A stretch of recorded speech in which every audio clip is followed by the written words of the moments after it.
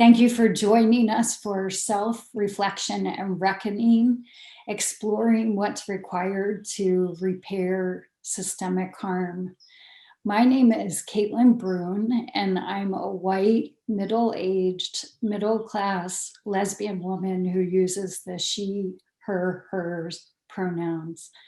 I'm humbled and grateful to welcome you to this room for this important conversation. I currently have the great privilege of serving as NCG's Senior Fellow. And in this capacity, I've been illuminating the connection between the inner and outer dimensions of work for social transformation and justice. And I'm joined in this space by two NCG colleagues, Kate Seeley and Alan Kwok, who will be helping to monitor the chat, resolve tech issues, and support our panelists. Thanks, Alan and Kate. As we get started, I wanted to note that we will be recording the session for those unable to join us for the next 75 minutes. And if you've not already done so, I invite you to mute yourself when you are not speaking. Please use the chat to engage with content. And if you'd like to pose a question to the panelists, you could either private chat Alan Kwok, or you could use the chat and we'll scoop it up and feed it to our panelists here. As Morningstar Gali powerfully reminded us at the opening session, each of us inhabits land brutally stolen from its original indigenous stewards, land they had stewarded for millennia prior to the violent and continuing practices of genocide and settler colonialism.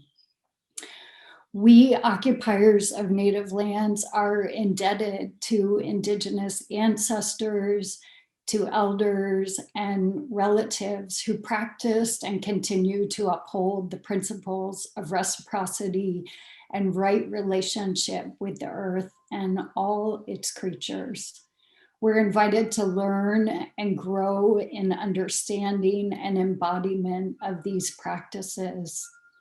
Those of us proximate to power who experience privilege are further encouraged to make land back more than a hashtag by participating in acknowledgement, apology, repair, and regeneration in meaningful ways.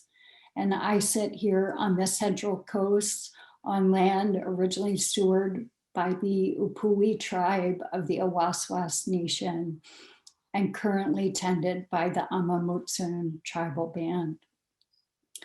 During our time together this morning, we're going to begin to probe what these words, apology, repair, atonement for harm, and regenerative solutions, what they mean and how to allow them to work on and in us in deep and transformative ways.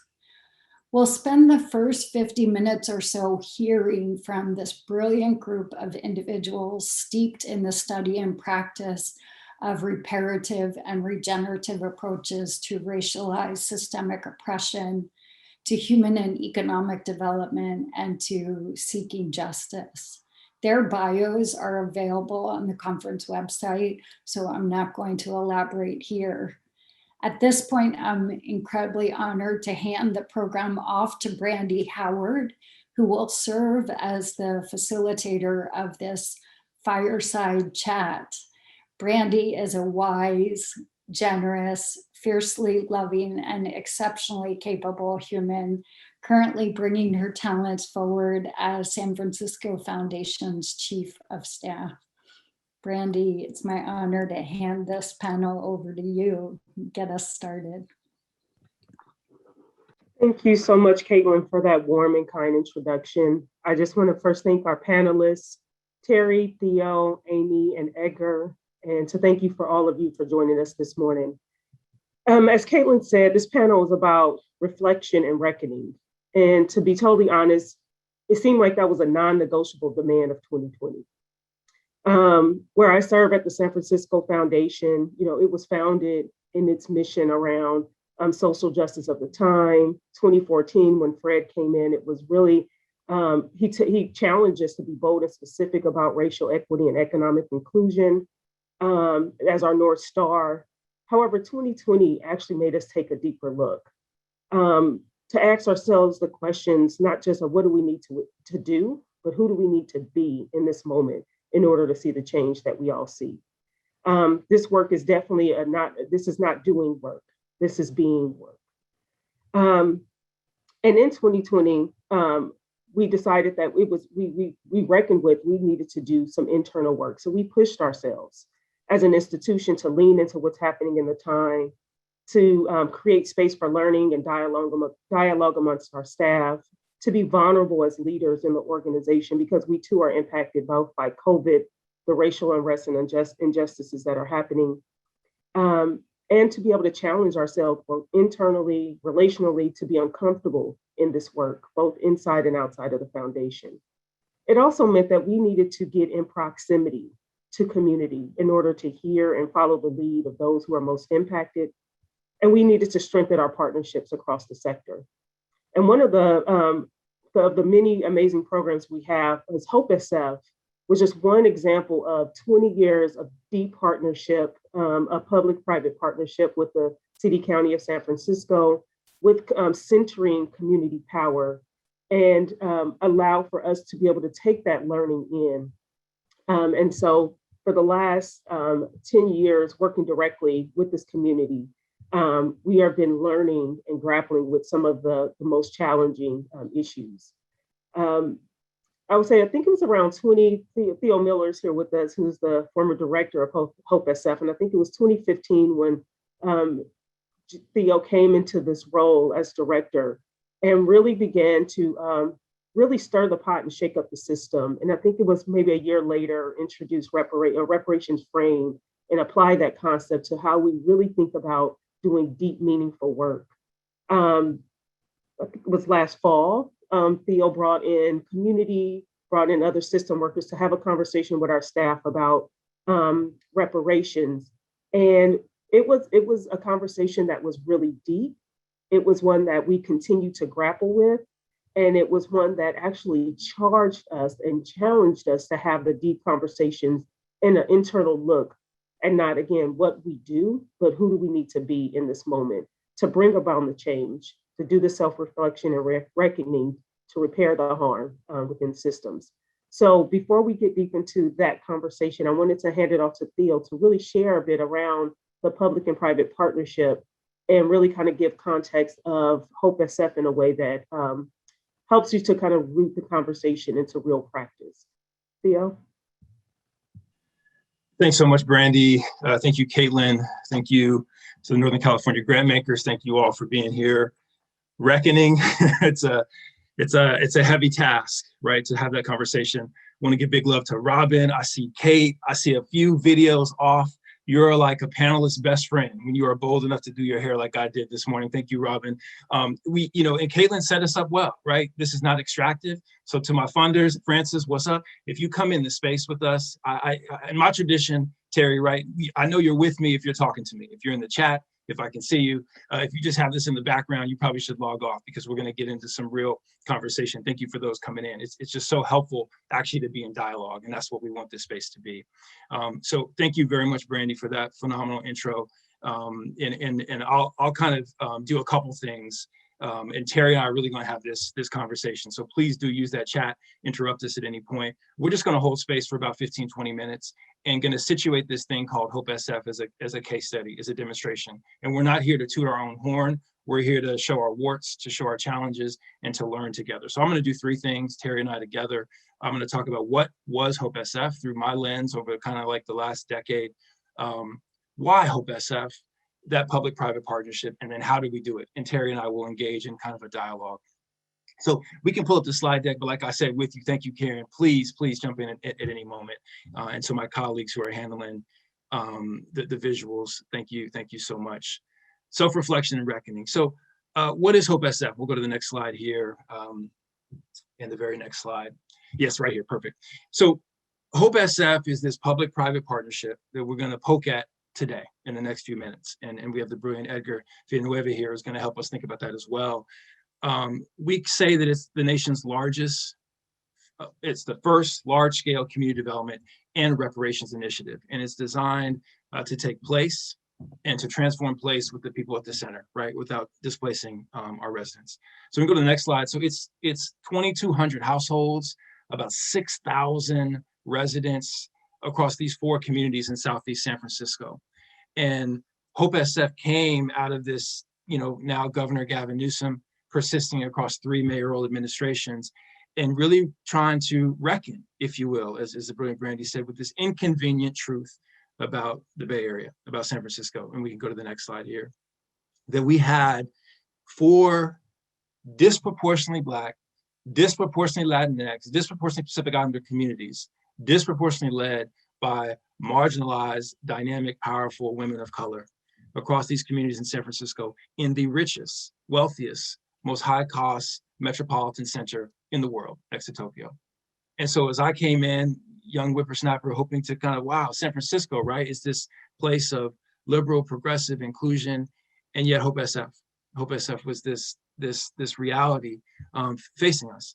And so through the public-private partnership led by San Francisco Foundation, as well as Enterprise Community Partners, we'll go to the next slide, we said through multiple mayors, that we are going to anchor a kind of systems change initiative, if you will. And I know we use that language loosely, but we're going to do it in a partnership.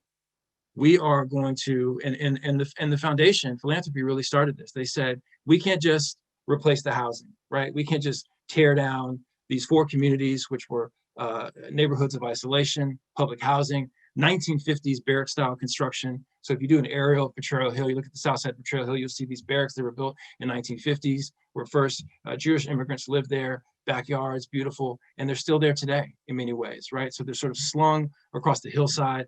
We started at the south side of Potrero Hill. We moved down to what folks sometimes call the swamps, the Visitation Valley, that's Sunnydale. It's about 50 acres, moving over to what folks call Double Rock, right, which was Alice Griffith, one way in, one way out, and then moving up to the top of the hill, what folks used to call West Point, now we call Hunters View. So these 4 communities, and they really could be 4 communities in any of the neighborhoods that you all live in, really across the country, where we saw this data, where we saw that economic data. We can go to that next economic slide. And this was about 2014 when Fred Blackwell took the helm at the foundation, and then 2015 when I jumped in, where we said, wow, San Francisco, 98 grand to just be at the median.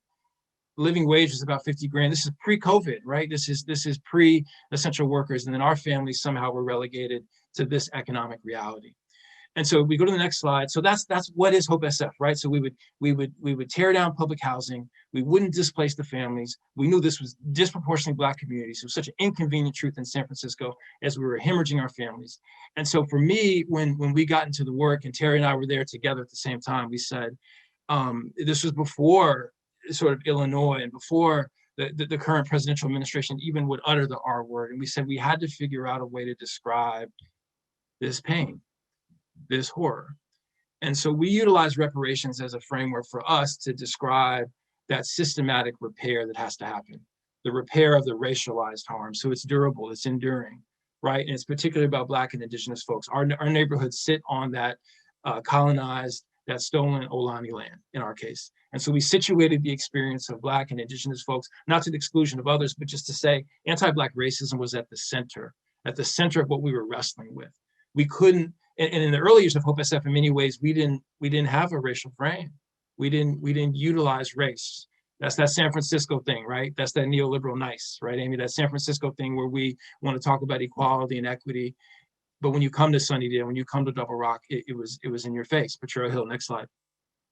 And then we'll bring in Terry here in a second.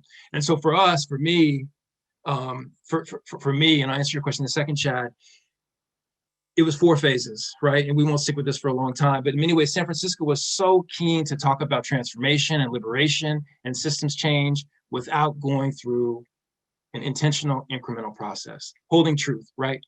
Acknowledging the historical and institutional harm done. So in many ways, that's where we still are, sitting in truth, sitting in the reality, to Chad's point, that we don't even collect data on our Indigenous population, on our Native population. We don't even exactly acknowledge what has happened at the top of Potrero Hill, right? So then we can move to restitution, where we can restore that systematic harm. And I'll say to my colleagues, to my foundation colleagues, this doesn't mean that the foundation had to be sort of anti-racism at the center or use anti-Black racism as core. It's just to say that when we thought about our funding, when we thought about our partnership, we knew that we needed to restore so that our funding would look different.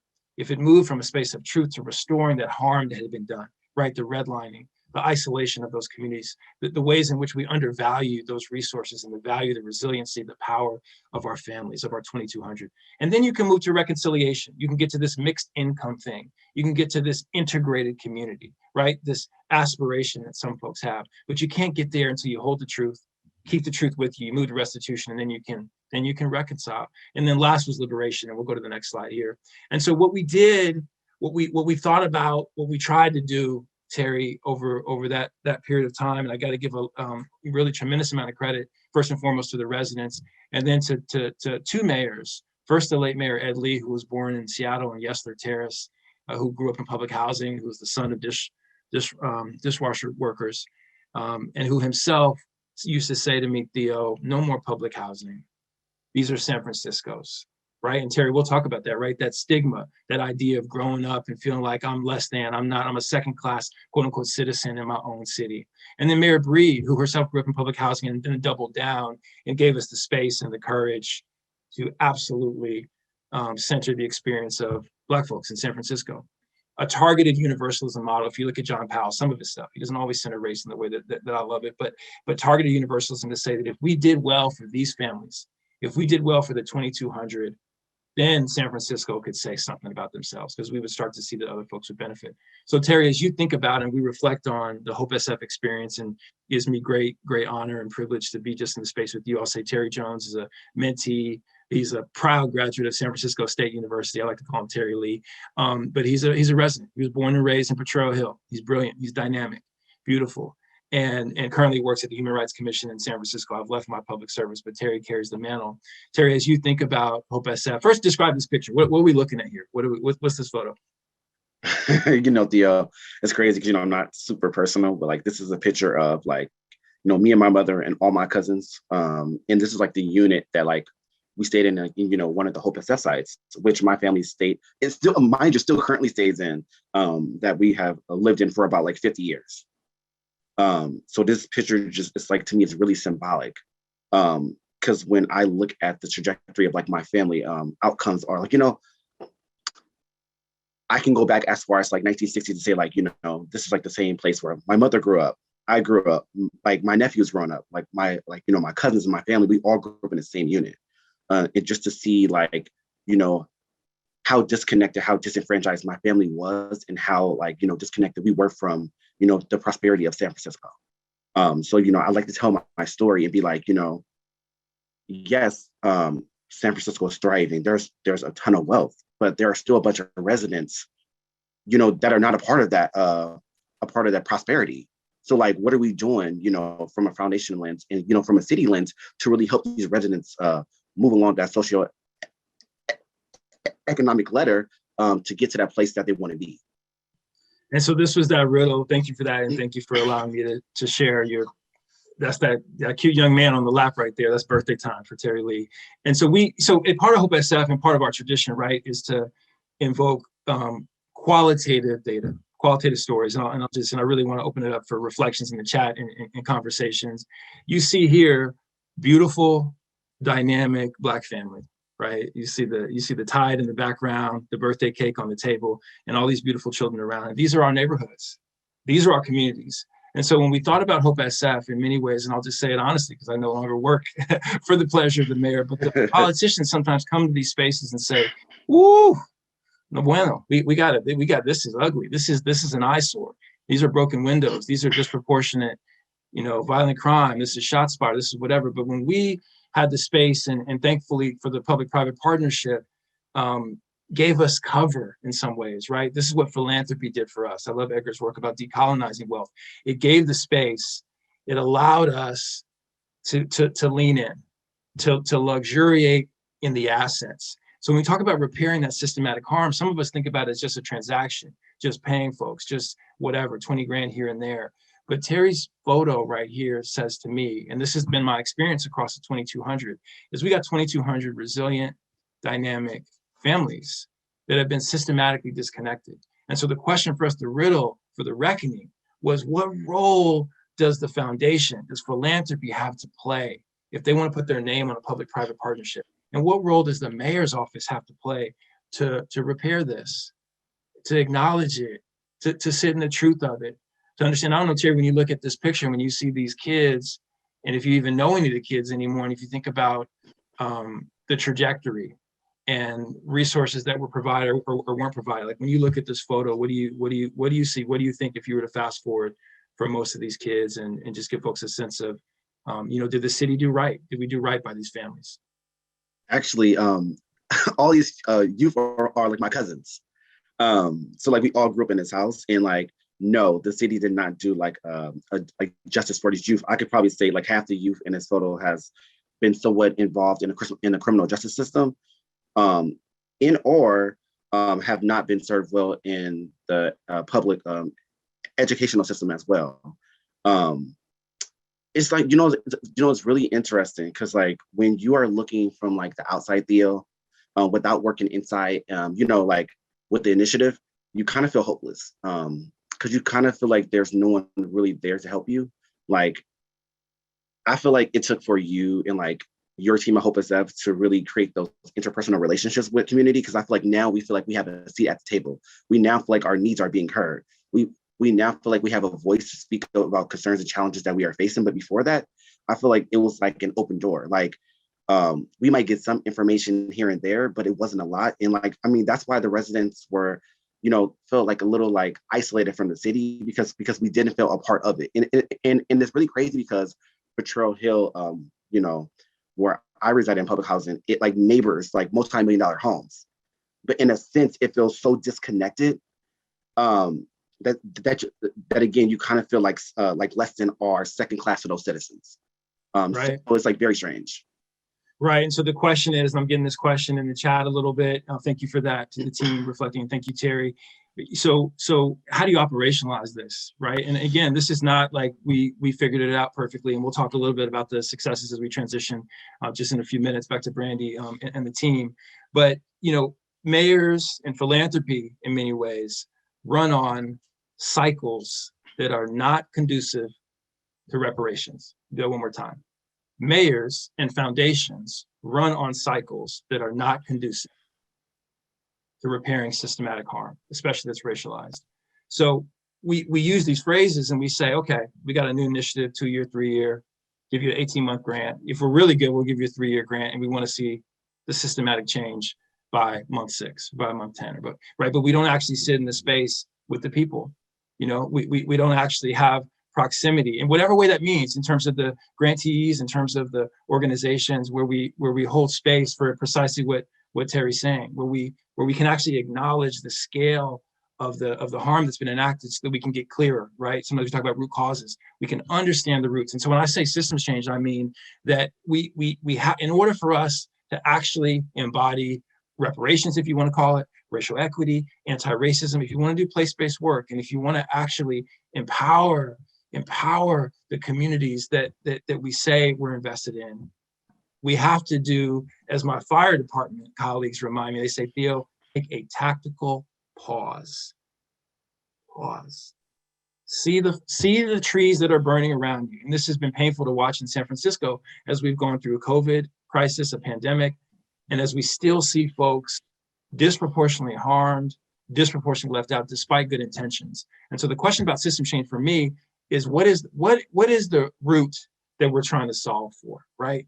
And so for us, the public-private partnership, and again, this was the brilliance of San Francisco Foundation, which is, everything wasn't all perfect, right? Because their funding and their commitment was 1% of the total cost that it would take us to get there, right? This is a $2.5 billion endeavor, transforming communities, not displacing folks, giving folks rights of return, giving folks housing stabilization policies, trying to improve the parks, trying to connect the grids. All that's 99% of the cost is on the city. But what philanthropy did, and this is the brilliant, my friends Ellie Rossiter, I see Rita here, and Brandy and Fred Blackwell, is they said, okay, we're going to give you space, Theo. We're going to give you cover.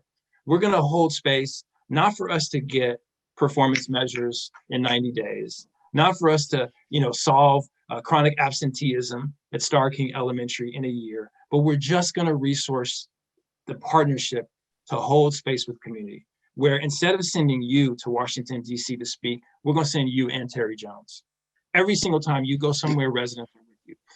Instead of sponsoring third-party consultants to do right to return legislation, we're going to create truth-telling spaces in community. We're going to fund stewardship spaces. Instead of creating operating budgets that just fund the nonprofit industrial complex in San Francisco, I said it, just fund that same nonprofit industrial complex, we're going to create money that's a set aside for residents to actually drive and decide about the services that they want to have.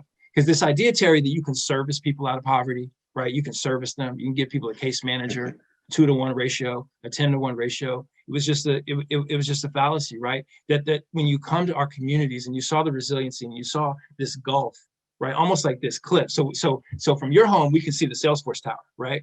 And you're brilliant, young self. You got your bachelor's and everything. It was almost as if that Salesforce Tower was 1,000 miles away, right? Right. And so you live in San Francisco. So talk about that, where you live in this city where there's all this talk about progressive this, liberal that, and yet, you're walking up the hill, going home, back and forth.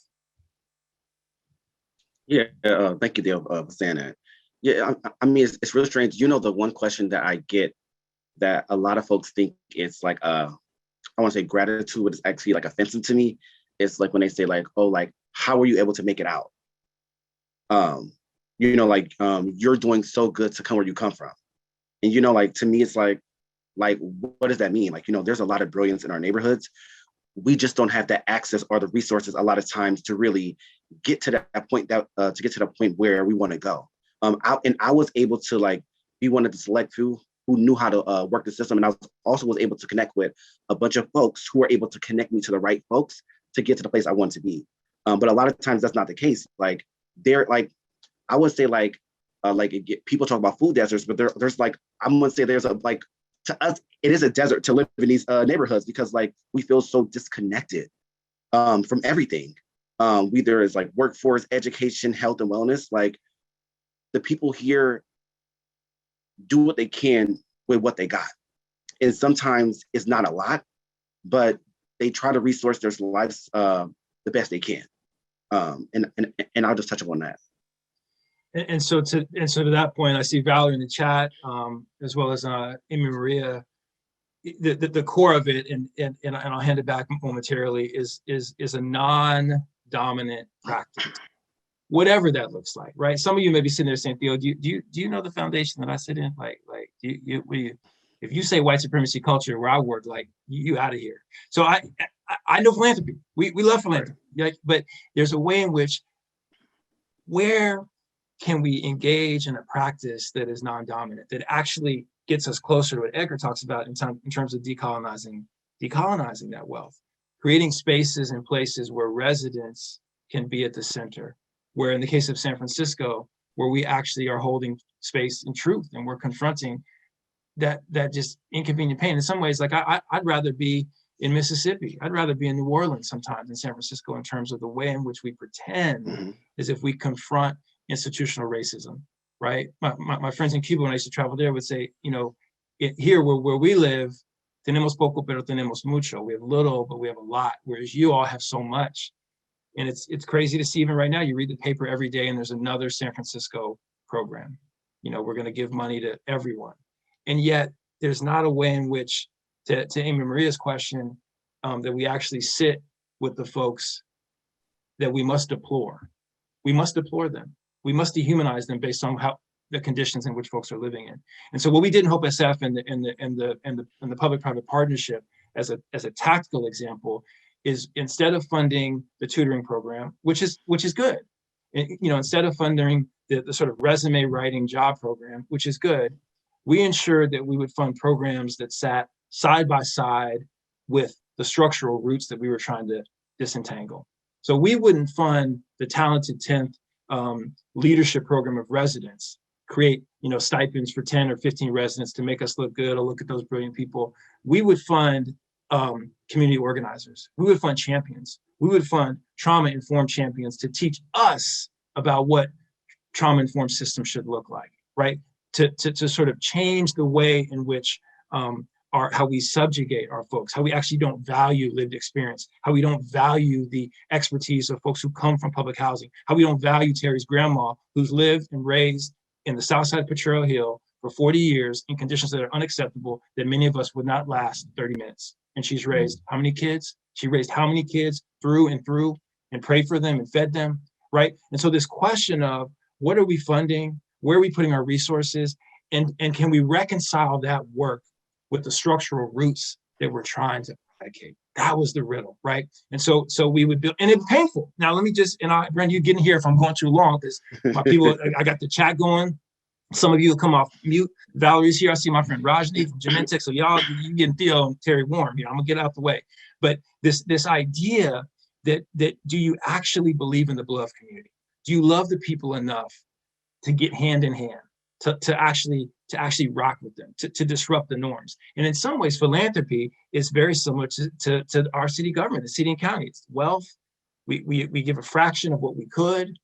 And in many ways, we, not maybe you all, but we deploy the people who we supposedly serve. And so my last question to you, Terry, is like, as you think about the work ahead, and we'll talk about it, because I'm, again, my time in public service, you can't do it forever. You got to get out and give it to the next line.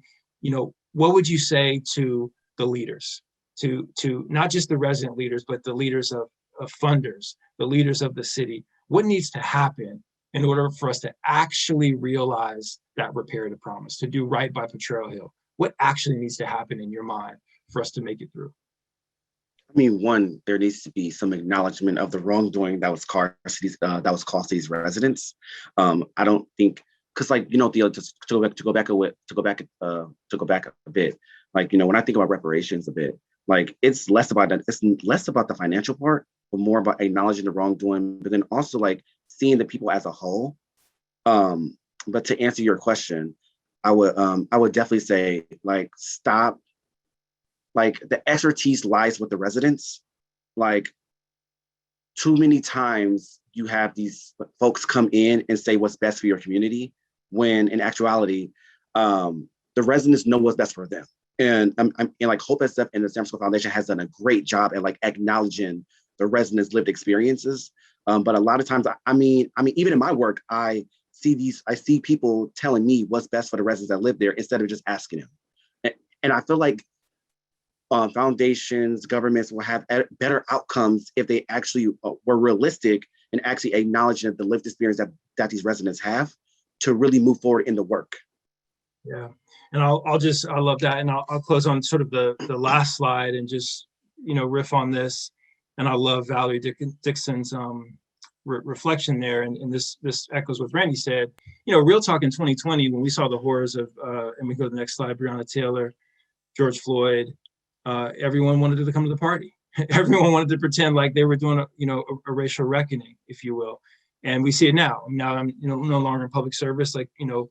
The most wealthy individuals, every single foundation across the country needs to have their racial equity action plan, whatever that is. Right? Let's get it in 90 days. What's the strategies? Let's do it internal and external. And there's a lot of good work happening. And yet there's a question. And it's an open question, for me, honest. And I'd love to hear Brandy and Edgar's thoughts, and the brilliant Amy as well, whether we will actually do the work, whether we will do the work to repair that systematic harm, whether our comfort is too much to bear or the discomfort is too much to take, whether we're comfortable enough with this Bay Area, with this San Francisco. And we say we're not comfortable with it, but do our actions actually reflect that?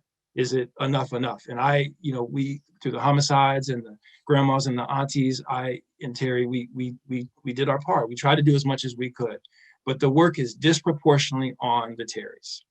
It's not disproportionately on the NCGs. And so as we think about the promises that we're fulfilling, new homes, tremendous. Retaining the folks, our promises. Right to return, they've got it. Neighborhood amenities and recreation, they've got it. And my predecessors will do even better than I did. They'll have more services and more resources. But the question will be, will we actually acknowledge the harm that's been done? Will we ensure that we provide just restitution, which, as Terry said, is not just about money, but the beloved community? Will we get to a space where we restore that harm so folks can actually be in a beloved community, and then maybe we can get to liberation? But if we keep playing at the margins and keep funding this and that and changing the initiative every 5 days or 5 weeks, then it's a joke. And it's not a reckoning, but it's a complicity with a locomotive that's moving ferociously. And every day we lose another one. So I have such gratitude, and we can close the slides, just that you gave us the space, you gave Terry the space, and again, gratitude for all that the Partnership for Hope SF has done for us in the community. But there is much, much, much more to be done on the side of public and private partnerships. Thanks, Brandy. Thanks, Terry. Thank you so much, Theo and Terry. I am like internally just bubbling at the conversation of just what you all have been able to do, the truth that you've been able to sit with, you know, that reckoning that you talked about. It's not a one thing. You don't reckon. The reckoning is not being able to write down the harm, right? We know what the harm is. Let's move to action, but it is a constant. And so thank you so much. And Terry, thank you so much for really bringing your expertise around the lived experience. And what I want to ask all of us to do is to take a moment from this space, because, you know, being a person who's set in systems, public systems, sit in philanthropy, is that for these systems, we really love technical solutions. We like frameworks, we like themes, we want a roadmap. And with this, you know, and sometimes we want to ask the questions like, how did you do this? And what was the thing? And, you know, can we get that diagram of that circle, you know, so we can go back and think about how we engage that in our work, and to really reflect on the conversation and listen to the rest of the conversation as we bring in Edgar and Amy, to listen with your, of course, with the ears, and let your mind to, and not just only listen with your mind, but listen with your heart and listen with your body. A lot of this, what we talk about and what Theo has shared and Terry has shared, has been work that has been not just head work, but heart work. The harm is not just embedded in the day-to-day activities to make people think about what do we have to do to survive, but it's lived within bodies. And so this work is not, there is no roadmap, there isn't a blueprint. The inequities are rooted and weaved into the fabric of this country. So where we're trying to get to, we have not been. And so we do have to trust that expertise and lived experience of those who are at the margins of the margin. This work is deep, it's messy, it's iterative, it's long-term. So us in the systems and sector cannot move on, get tired of it and move on to the next and new thing. And that it is very personal. This conversation will take us to looking at both our person, our individual work, our roles, and the systems that we sit in. And it requires that we take some risk. And so I just wanted to kind of first just get us and ground us in the space. If you have the space to take a deep breath and activate your mind, your heart, your body, so that you can really receive everything that's coming into you in this. I do have to thank you, Amy and Edgar, for being a part of this conversation. And I feel sometimes I'm thankful and honored and humbled to be in this role, but I actually want to be part of it. I want to be a fly on the wall, just listening to it all and not having to think about, oh, do I have to chime in next? Because this is such a rich conversation. But I'll be remiss to really be honest and say that I personally, as a Black woman, third generation Oakland native, understanding where land was taken from my family in Louisiana, the flight that had to be that my family had to take to leave the South to come West for opportunity to only be met with Jim Crow segregation and others, and be kind of moved into spaces that were environmentally harmful. West Oakland and the parts of what we know as Jingletown and the Jingletown adjacent. That I have some problems viscerally when I hear systems, particularly systems who have written laws and been committed to inflicting harm, systems that sit on amassed wealth, using the term reparations as a way to define the work that they do. And so I feel like it's an opportunity for us to, and I will also say that there's a beauty that we've also seen with bringing and invoking that word into the conversation, because it then allows for, when that happens, others to chime in to disrupt the systems of thinking, the systems and the kind of practices and paradigms that white supremacist culture have allowed us to take a term and do business as usual and really try to own in and try to bring in ways in which we think we're doing and bring it about, to your point, Theo, this loose kind of thing around systems change, because we can't do business as usual and call it reparations. It's deeper work than that.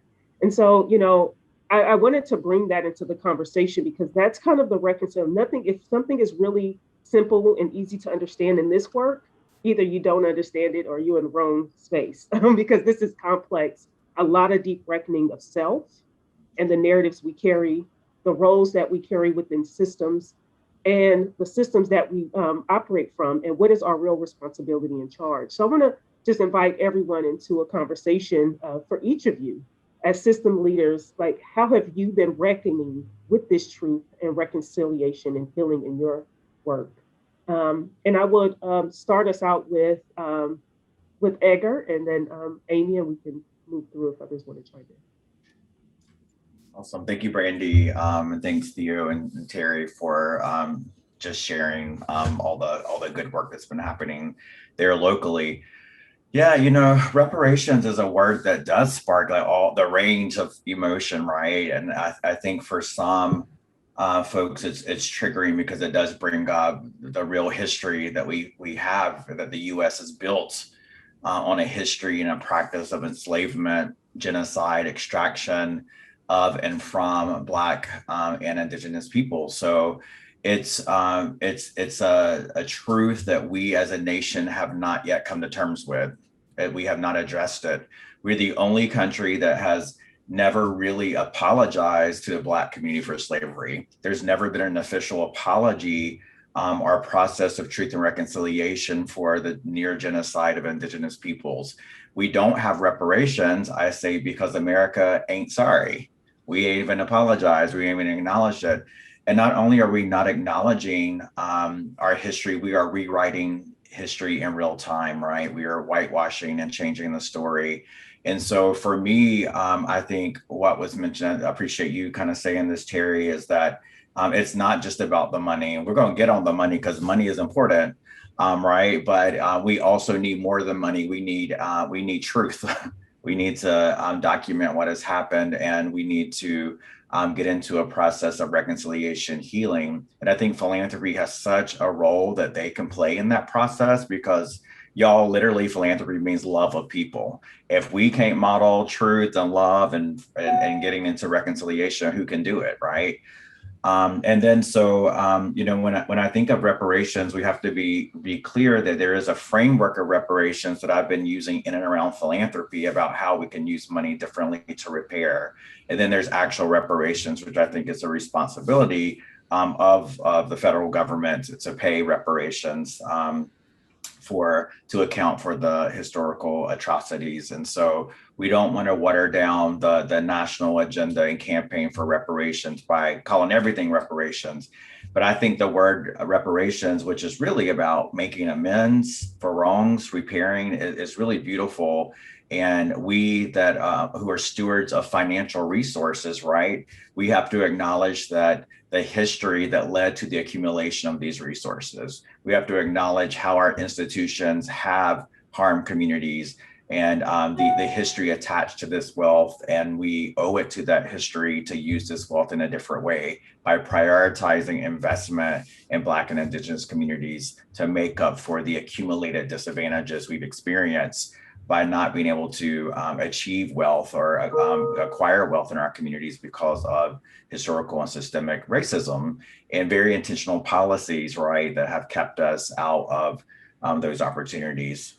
So that's just what I'll bring to the conversation. Happy to kind of talk about, how philanthropy, I think, is responding and adapting this framework more and more as a way to redistribute wealth and to kind of be a part of advancing justice and closing the racial wealth gap.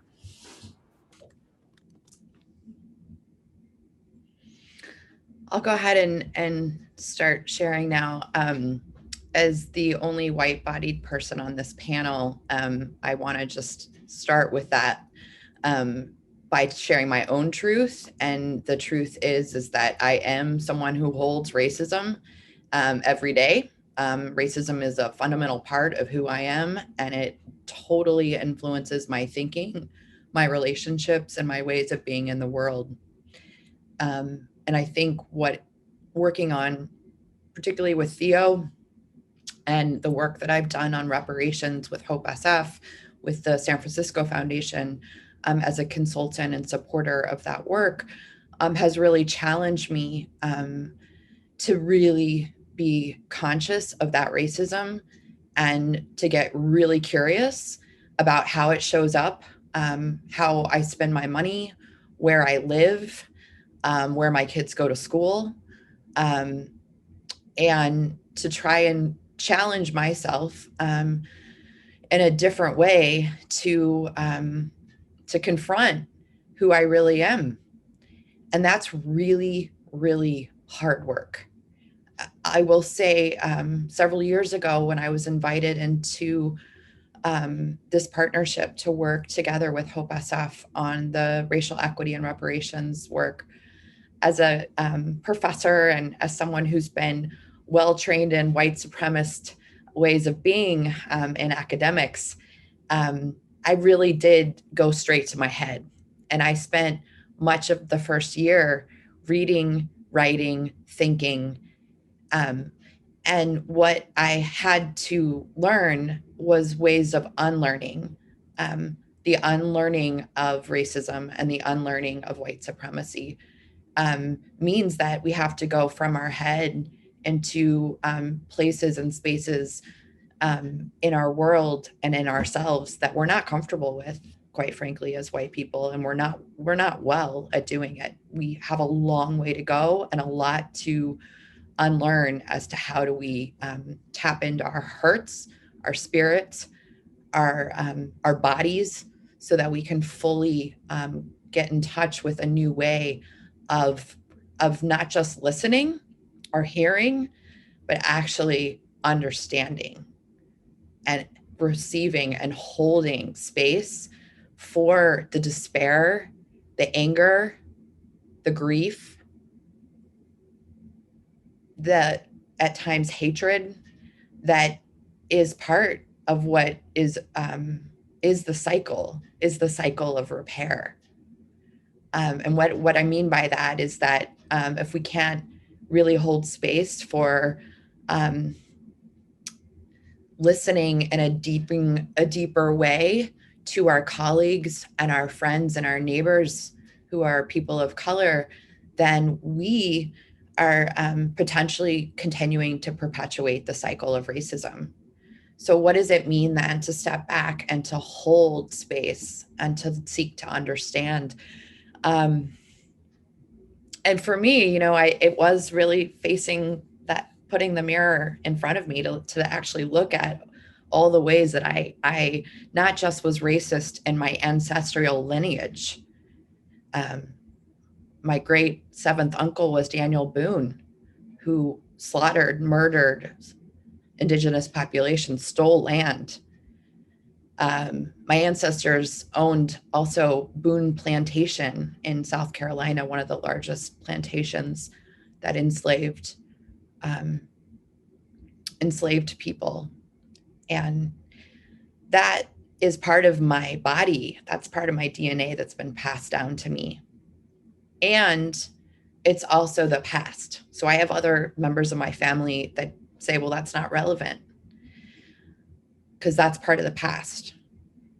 But it does start, truth starts with listening and learning to ourselves and our past, our ancestors, but it also means our own past professional histories and the many, many times that we as white-bodied people have failed to create opportunities for people of color, have turned away from not really listening in when someone is encouraging us to see things in different ways, in ways that are anti-racist.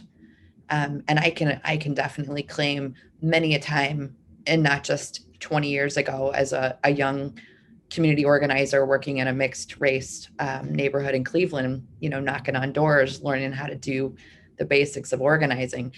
there are many ways I was racist then, but there's many ways that I have been racist even in in our own work of trying to drive the work of advancing the work of anti-racism and reparations. So I really want to remind those of us on this call that are white and work in majority white institutions of power and privilege, that it's very, very easy to turn away, and that calling each other in and calling each other out as white colleagues is what the work that it's going to take to reveal all the harm that we are causing and continue to cause, and be vigilant in our commitment to healing and to racial justice in ways that really confront both the past and present.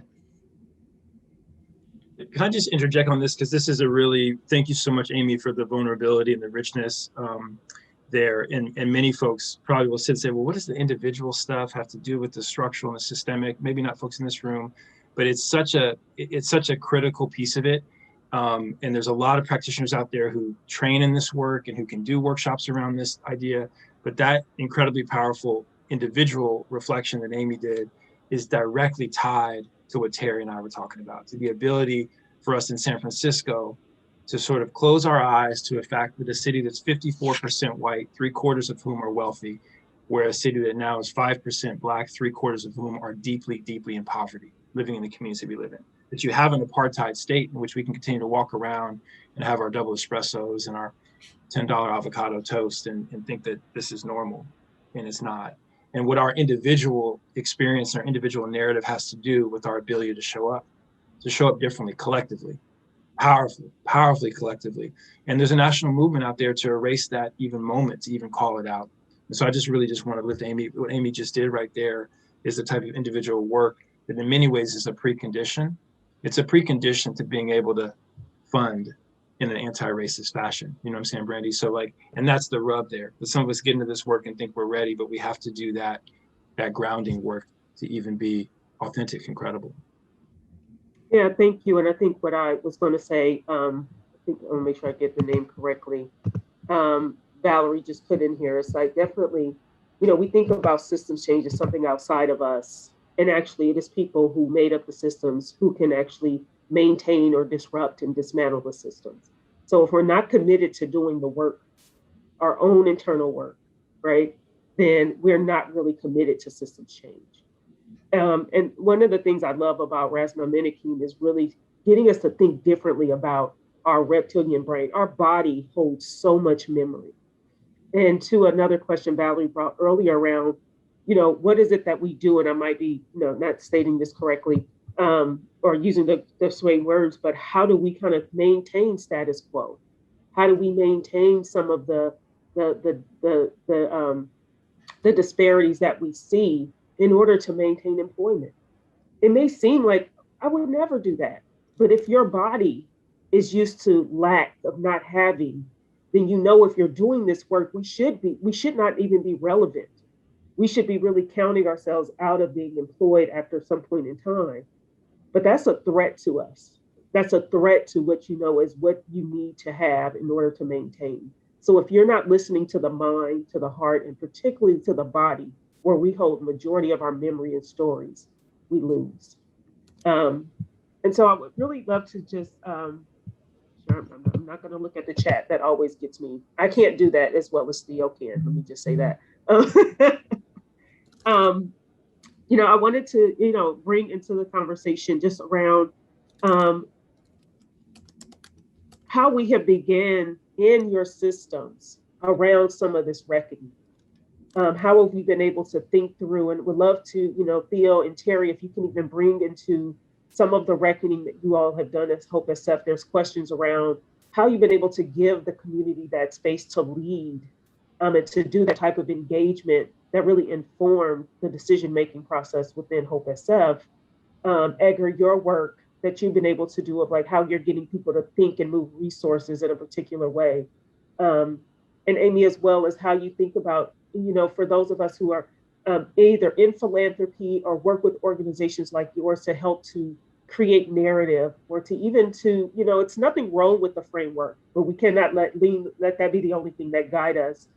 Think about in our academia, how we are reckoning within our systems, not just us as individuals, but how we are in our roles, taking that risk to bring that reckoning to the system.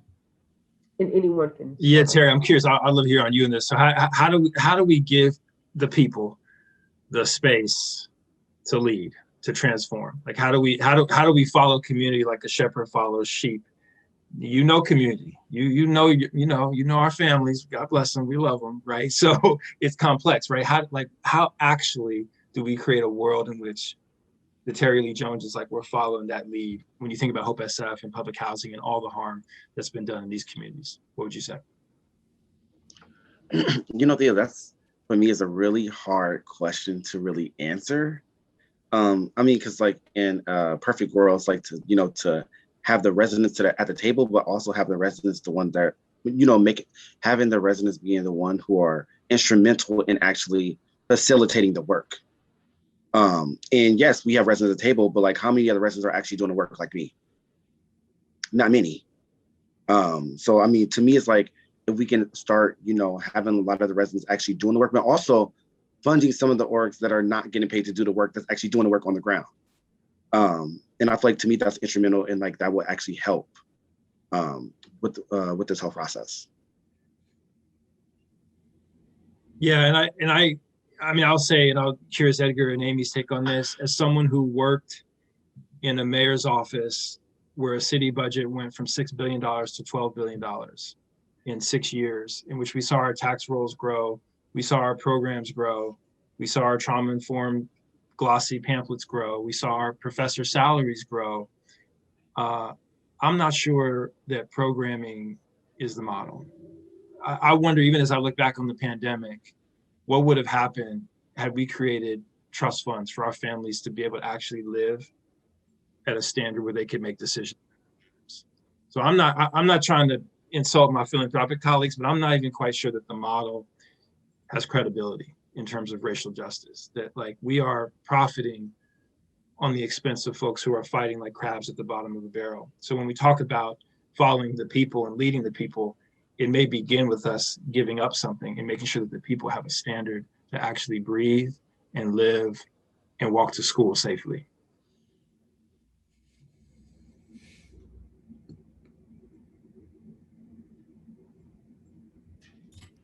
Yeah, I'll chime in there. I don't think the current model is going to get us very far, right? Around closing the race wealth gap that exists in communities.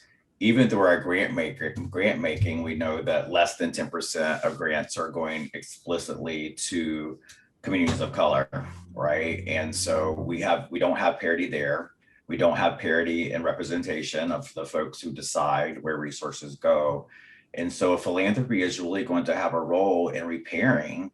And for me, I'll just take this to the money for a moment, repairing the race wealth gap, which to me is sort of a key role for us to be a part of this reparative movement, right? Is because we move money, we're going to have to get beyond sort of sprinkling grant dollars. To the earlier conversation that Theo and Terry were saying, in and outside of our grant making strategies that shift often, that are short term, 1 year, 2 year.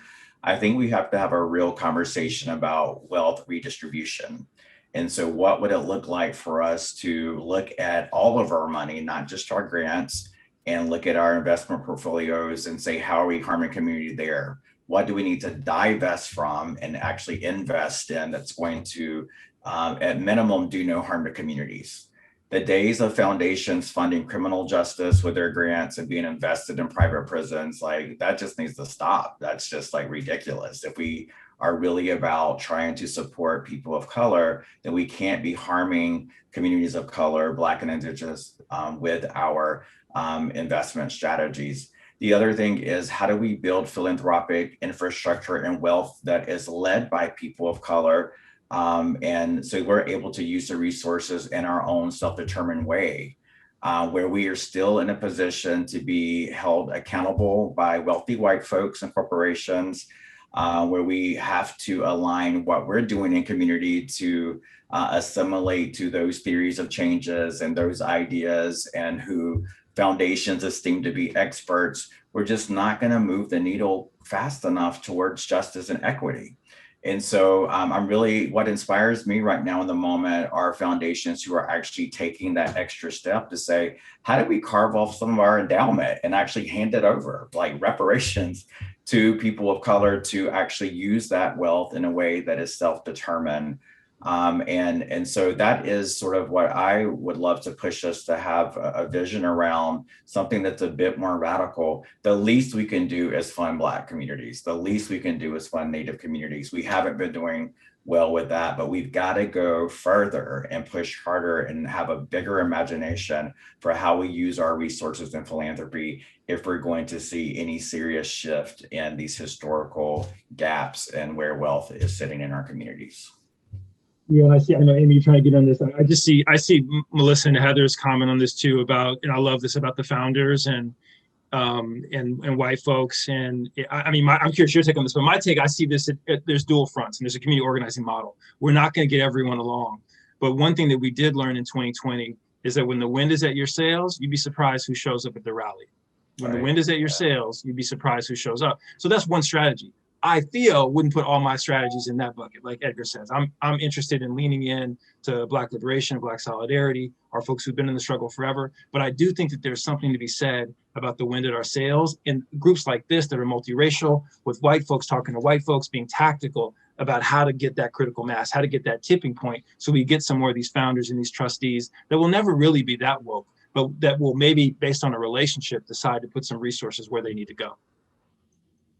Yeah, I want to jump in here. I mean, I really appreciate the importance of separate spaces for white people to work on their where they're at in their journey, particularly people who are on an earlier space of that. There's an up-ramping that needs to happen. And it is incredibly important, in my opinion, to have universities and foundations and banks and other institutions of power and privilege to take separate time and space out of the workday to hone in on the work that it takes for white people to understand how white supremacy is hurting us. And that there is also a cost of what it means that we have to give up. And whether that's in our promotions, that's in our pay, that's in our land holding, that's in our wealth, it is not free. And it should not be free economically because of what returns to us. What returns to us in our ability to let go of holding resources that most of us didn't earn, but rather were because of our ancestors were stolen and continue to be stolen in today's modern racial capitalist environment. It's important for us to realize what it means to give up that power and give up those resources, because in honesty, we actually get back. And I think that's the piece that a lot of white people and people at majority white institutions don't realize is it's always like put upon, it feels as though it's being put upon them to do, oh, I got to do that racial equity assessment now, or, oh, I got to put that as part of my performance evaluation. I have to like now look at DEI as like in my admissions process. All this feels put upon, when really the truth is, once you get past the barriers of all the reasons why white people don't want to do that work, we actually have so much to grow and learn and change and become whole. We have repair within ourselves that is needed. And I'm hopeful that the more times we hear white people talking about their own journey, we might actually get to more people and realizing that's what it's going to take to make systems and policy change as well. That's where we left off at the civil rights movement, right? Like there's a reason why we're having the wave of disruption we are now.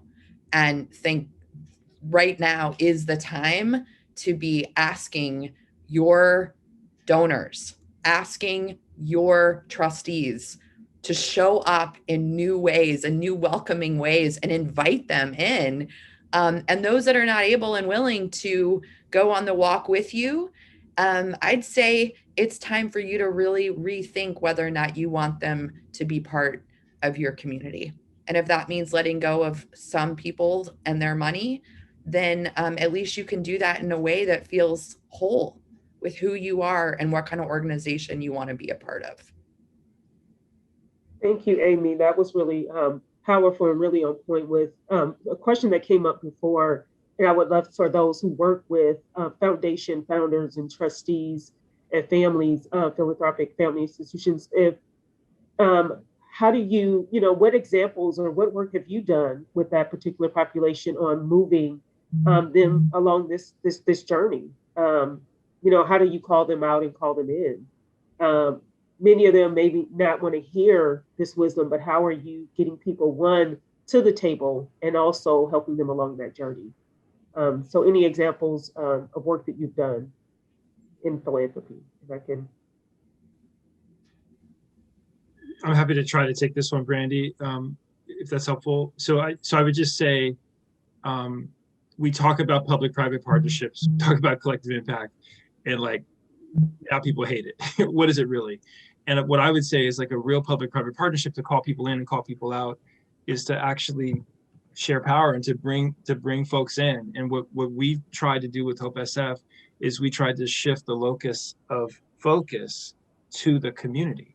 And that means in every single way. That means our galas, that means our visionary awards, that means our conversations happen in public housing. That means our trustees, our executive boards, our folks, those folks are there. So I think one way to bring folks along is to try, and the burden comes on communities of color, unfortunately, on the Terrys and so forth, but is to try to create some proximity to the people. And I think once you are in space, and my friend and colleague Ellie can speak about that, at the end of the day, we're more similar than we are dissimilar. I do believe that. But yet the structures have created this divide. So if you can create this space where folks can be in relation with each other, and where folks in positions of power like Theo can get yelled at, can get screamed at, can absorb all that, but can be in space, we can laugh and love each other, along the way, right, Terry? I mean, we'd have many community meetings, many, where we get screamed at, and then right after when it's done, that's how the families are, right? Because we know it's hard, right? So I think something about proximity is what comes to mind for me. Thank you, Theo. Edgar, is there anything you want to add to that? And Terry? I would add that I think, we're in a really different moment right now where I think some of the assumptions we've made about trustees and people with wealth not wanting to have this conversation has really shifted.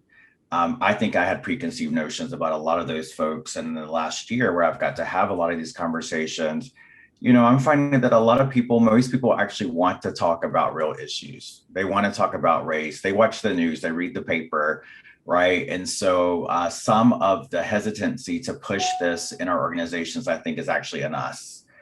We have to check our willingness to be bold in our own fragility, right? Our own comfort of not, maybe just misaligned. So, I think that this is the time where we have to be willing to just kind of take that step out and push this agenda. This is not, in my opinion, bringing some super radical notion, this is what the world is talking about. This particular conversation is the conversation that any effective philanthropist, board member, whoever should be talking about. This is the future of philanthropy. This is modern philanthropy. This is how we are transitioning to do better business as a sector. And so we as staff or leaders in our philanthropic institutions must bring these conversations to our board, just as we would any other thing happening in the world. And so I think that that hesitancy is some fragility that actually is showing up in us at times.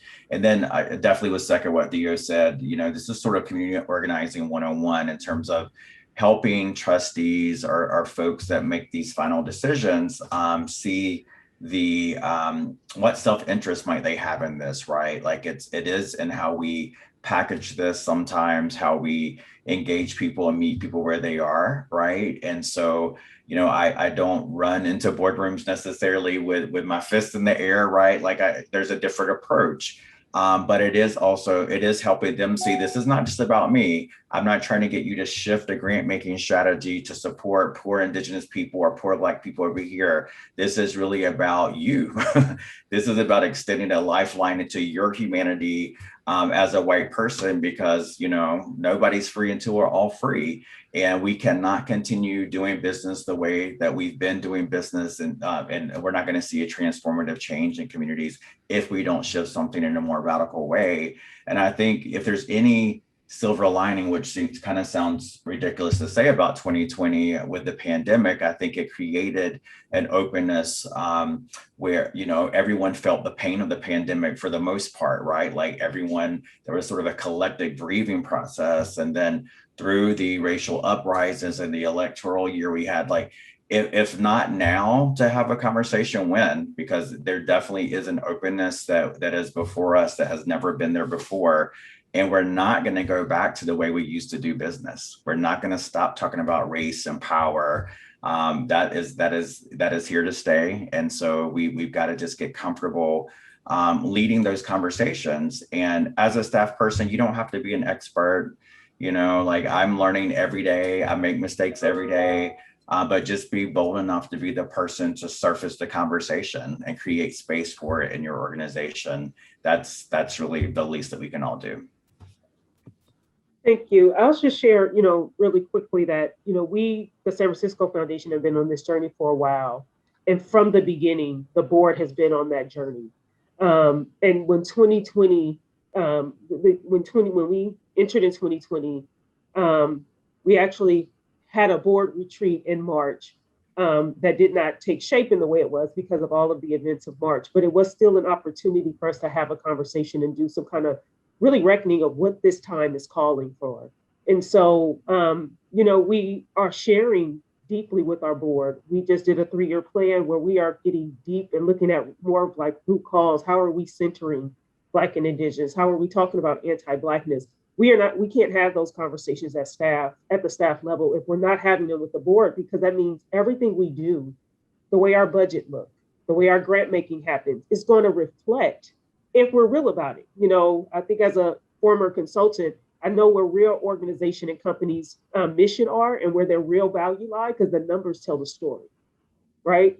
So our budgets and our grant making will actually illustrate what our commitments are. And so in order for us to do that in real true, we have to bring the board along. And so our board is very open and asks for the additional learning. And so we do have a space where we think we develop a learning kind of journey for our board to keep them into the conversation of where we are, and that we're not moving out too far where it feels so, I'm gonna use this term, revolutionary, like it's a tomorrow change, an immediate change, which we all know change is adaptive, and you have to allow for those who are gonna have something to lose. And Amy, I thank you for really bringing in the kind of repair and reckoning within self, particularly as a white bodied woman, because that loss that this change will bring about for white folks is pretty tremendous. And so not that I have to, you know, not that it's my task to carry that burden, but it is, if I'm committed to this change, that I do have to understand the amount of change, of loss that folks would have to go through.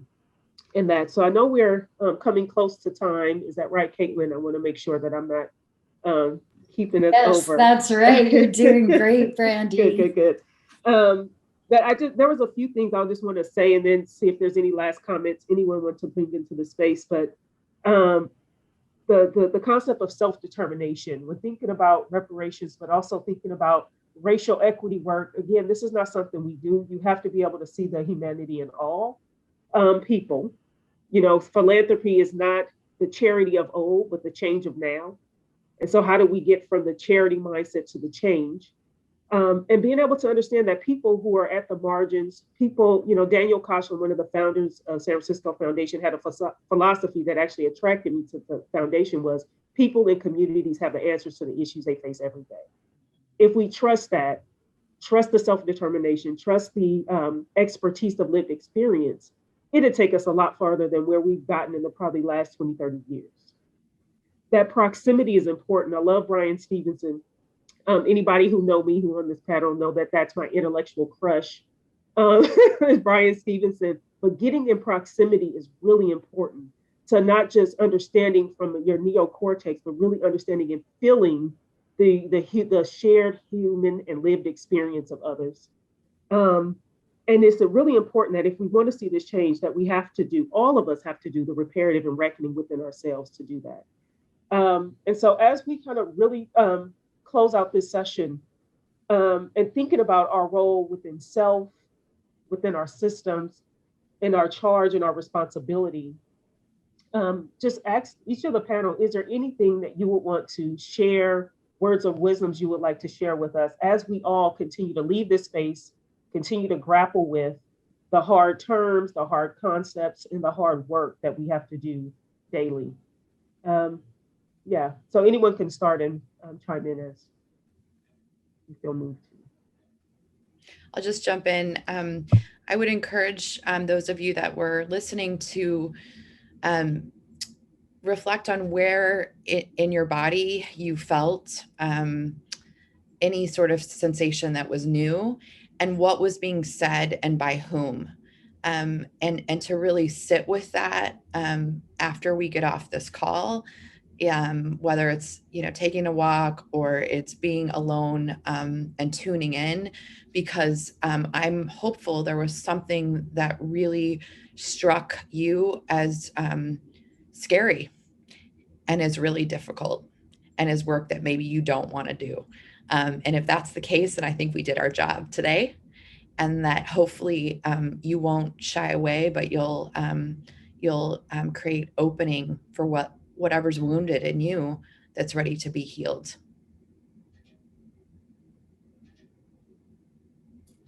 That was beautiful. I'll go next. Yeah, sometimes I say, Amy, to folks, don't leave the room. If you need to get a cookie, grab a cookie, but come back, stay in the room for the conversations. Everybody, let's stay in this room. Let's, not this literal room, but in this place of this conversation of pushing ourselves into listening and responding to our bodies and listening and building and repairing relationships with each other and with the community. This is about moving money in a way that we've never moved money before, but it's also about truth and reconciliation.